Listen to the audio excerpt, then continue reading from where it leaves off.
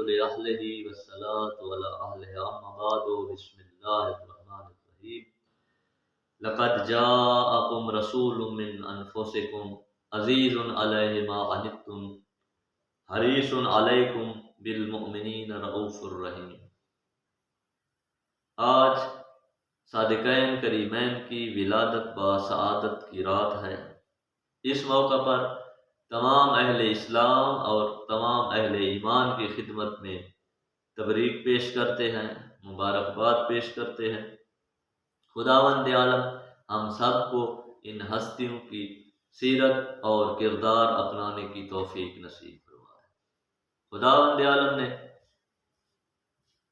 تمام انبیاء میں سے اپنے آخری نبی کو سب سے افضل قرار دیا۔ امام الانبیاء بھی ہیں، افضل الانبیاء بھی ہیں۔ آپ کی تعارف کے لیے سب سے بہترین جو منبع ہے وہ قرآن مجید ہے اور آپ کی اہل بیت اطہار کے فرامین ہیں۔ قرآن مجید کی بہت سی آیات میں پاک پیغمبر کے صفات و خصوصیات بیان کیے گئے ہیں، آپ کی عزت و عظمت بیان کی گئی ہے۔ انہی آیات میں سے ایک آیت جناب کی گوش گزار کی ہے۔ اس آیت میں خداوند عالم ارشاد فرماتا ہے لوگوں کو خطاب کر کے کہ لقد جاءکم رسول من انفسکم، تمہارے پاس رسول آ چکا ہے تمہارے نفسوں میں سے، یعنی تمہارا غم اس نبی کا غم ہے، تمہاری تکلیف اس نبی کی تکلیف ہے، تمہاری پریشانی اس رسول کی پریشانی ہے۔ ہمارے نبی وہ ہیں کہ جو بستر بیماری پر بھی اپنی امت کے لیے گریہ فرما رہے تھے کہ میری امت کی نجات ہو جائے، میری امت فلاح پا جائے۔ جناب جابر بن عبداللہ انصاری رضی اللہ تعالی عنہ ارشاد فرماتے ہیں کہ نبی پاک فرماتے تھے کہ جب میری امت کے اعمال میرے سامنے لائے جاتے ہیں تو ان کی نیکیوں کو دیکھ کر مجھے بڑا سرور حاصل ہوتا ہے، مجھے بڑی خوشی حاصل ہوتی ہے، اور ان کی برے اعمال دیکھ کر میں بہت غم زدہ اور غمگین ہو جاتا ہوں۔ رسول من انفسکم عزیز علیہ ما عنتم، جب تم پر کوئی تکلیف آتی ہے، جب تم کسی سختی میں آ جاتے ہو، مشکل میں آ جاتے ہو، تو یہ چیز اس رسول پر بہت گراں گزرتی ہے۔ رسول غم زدہ ہو جاتے ہیں تمہاری پریشانی اور تکلیف کو دیکھ کر۔ حریص علیکم، تیسری صفت یہ ہے تمہاری اس رسول کی کہ وہ تمہارے لیے حریص ہے۔ ہر ایک کو حرص ہوتا ہے، لیکن عام طور پر اکثر یہ دیکھا گیا ہے کہ ہمارا حرص دنیا کے لیے ہوتا ہے، مادیت کے لیے ہوتا ہے، جاہ و مقام کے لیے، اولاد کے لیے، شہرت کے لیے، کوٹھی بنگلے کے لیے، یعنی دنیا کے مال و متاع کے لیے ہم حرص کرتے ہیں کہ یہ چیز ہماری ہو، وہ چیز ہماری ہو، یہ چیز میرے پاس ہونی چاہیے۔ لیکن رسول خدا کس چیز کے لیے حریص تھے؟ اپنی امت کی سعادت کے لیے حریص تھے، اپنی امت کی نجات کے لیے حریص تھے۔ اس لیے حریص تھے کہ میری امت کے پاس علم ہونا چاہیے، عمل ہونا چاہیے، معرفت ہونا چاہیے۔ اس بات کے حریص تھے نبی اکرم کہ میری امت دنیا اور آخرت میں کامیاب ہو جائے، فلاح پا جائے۔ بالمؤمنین رؤوف الرحیم، اور یہ نبی اور رسول جو تمہارے نفسوں میں سے ہے، جس پر گراں گزرتا ہے، جو تمہارے لیے حریص ہے، یہ مومنین کے ساتھ بالخصوص رؤوف بھی ہے اور رحیم بھی ہے۔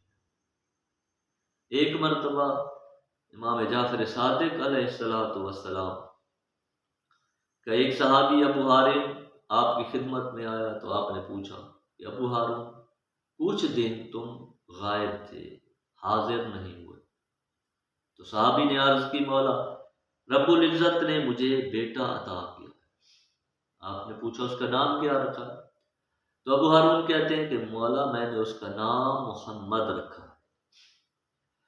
امام جعفر صادق علیہ السلام نے جب یہ نام سنا تو آپ نے سر جھکا دیا اور چند مرتبہ اس نام کو دہرایا، اور ہر مرتبہ اپنا سر جھکاتے اتنے جھک جاتے کہ آپ کی پیشانی مبارک زمین کے نزدیک تک پہنچ جاتی۔ عزت و عظمت پیغمبر کے لیے امام معصوم جھکتے تھے۔ مولا امیر المومنین علیہ السلام بھی ارشاد فرماتے ہیں کہ میں محمد کے غلاموں میں سے ایک ادنا سا غلام ہوں۔ تو یہ اس نبی کی شب ولادت ہے جو بہترین خصوصیات اور اوصاف کا مالک ہے، جو رحم کرنے والا۔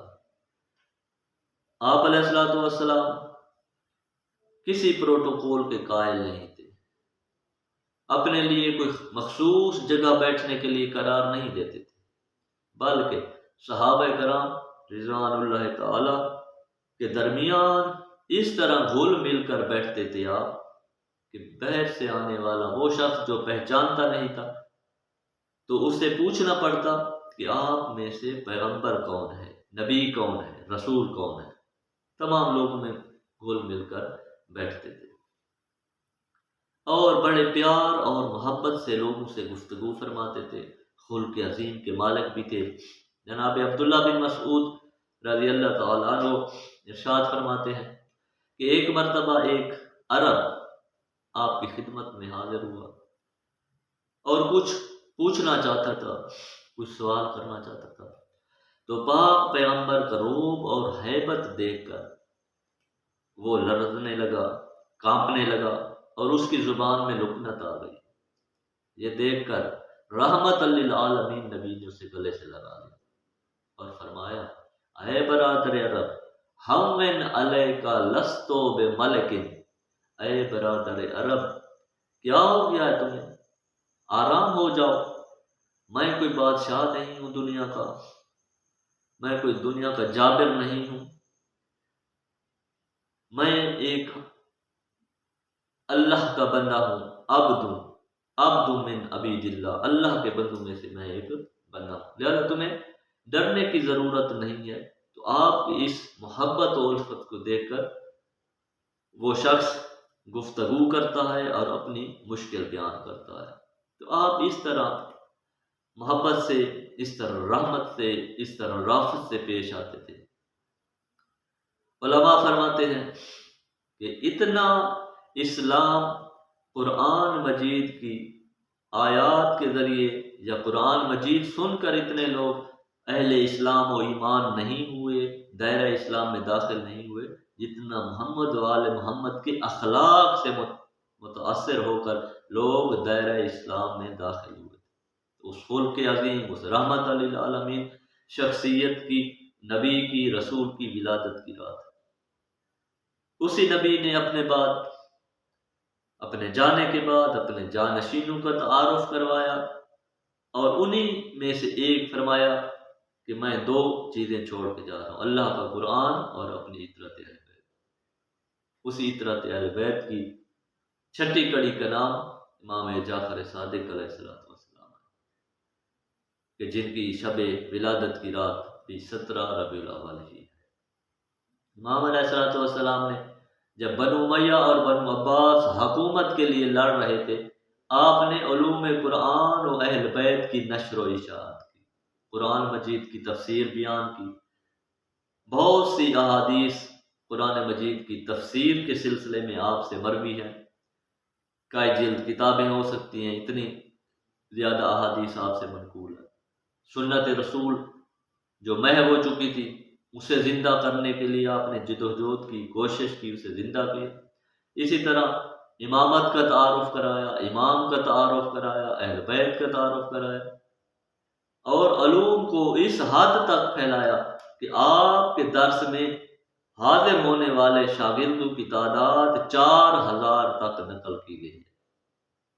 راوی کہتا ہے کہ میں مسجد کوفہ میں داخل ہوا تو میں نے دیکھا کہ 900 حافظ حدیث موجود ہیں جو درس حدیث دے رہے ہیں، پڑھا رہے ہیں، تو ان میں سے ہر ایک جب بھی کوئی حدیث بیان کرتا تو یہی کہتا کہ یہ حدیث امام جعفر صادق علیہ الصلوۃ والسلام نے بیان کی ہے، امام جعفر صادق علیہ الصلوۃ والسلام نے ایسا کہا۔ تو امام علیہ الصلوۃ والسلام نے مختلف علوم کی نشر و اشاعت کی، قرآن و حدیث کا احجاج کیا، بہت سے شاگرد پیدا کیے اور شریعت کے مختلف احکام بیان کیے، ان کی تفصیل بیان کی۔ تو یہ ان دو ہستیوں کی شب ولادت ہے۔ لقد کان لکم فی رسول اللہ اسوۃ حسنہ، تمہارے لیے رسول ہی بہترین نمونہ عمل ہے، رسول کی زندگی تمہارے لیے الگو ہے، اس سے سبق حاصل کرو، رسول کی زندگی کا مطالعہ کرو اور اس کے مطابق خود کو ڈھالنے کی کوشش کرو۔ اور نبی ثقلین نے ارشاد فرمایا کہ میرے بعد جو تمہارے لیے اسوہ حسنہ ہے، جو تمہارے لیے الگو ہے، جو نمونہ عمل ہے، جس کی تم نے اتباع کرنی ہے، وہ میری اطرت اہل بیت ہے۔ ان کا تعارف کروایا نام لے کر۔ تو ان کی ولادت اور شہادت منانے کا مقصد بھی یہی ہوتا ہے کہ محمد و آل محمد کی سیرت کا مطالعہ کر کے اس کو اپنے معاشرے میں لاگو کرنے کی کوشش کی جائے، اسے لاگو کیا جائے اور اس کی اتباع کی جائے۔